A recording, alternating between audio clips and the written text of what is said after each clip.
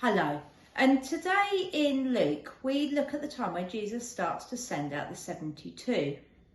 Now he asks them to go around Israel and tell Jews about Jesus and about Christianity, but he says that they're just to settle where they felt welcomed and let those people who welcome them look after them. Now that must have been quite tough because they might not have been welcomed everywhere.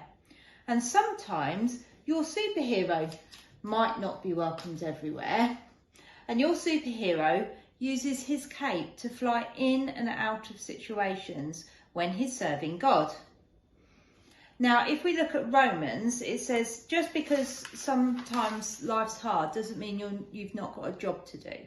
So in Romans, it tells you that sometimes even when you're welcomed, serving God can still be hard work. We're going to look at making our superhero a cape today so he can fly in and out of situations when he's serving God. So, Beth, would you like to read the first instruction? Draw the back of yourself and draw your superhero cape on the People of Peace page. Okay, so this is my booklet and I've got my People of Peace page and I'm starting to design my cape. Now obviously this is my design and you can choose whatever design that you would like for your cape. Have you coloured the back of that already? I've coloured the back of me in already. Oh yeah. Because you didn't really need to see me do that. I want you to think about how you're designing your cape. So I'd already coloured the back of myself in before we started filming, Beth. Yes, I'm just colouring my cape while we're filming. So obviously I've chosen a simple design that was quite quick for me to do while we're filming. But you could spend a little bit longer planning a design. I think I've put the heart on mine because I think love is a big part of my superhero's superpower. So for me, that was an important thing. And you might want to think what your superhero's superpowers might be, and they might help you think about how you're designing your cape today. Okay.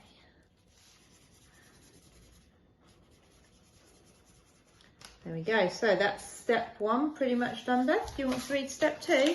Yep. Colour in both sides of your card cape and put it on your superhero.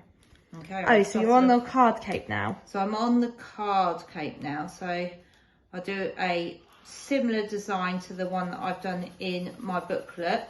Now, obviously, this is, you've got a template like this if you've got a craft kit.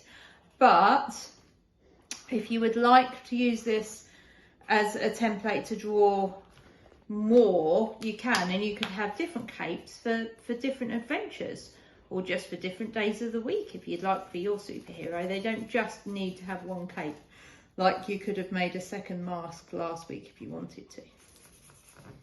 There we go. So this is coming along nicely.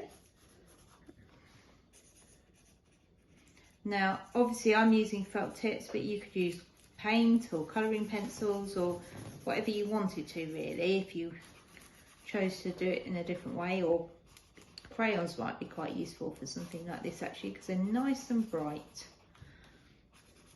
Okay, nearly there now.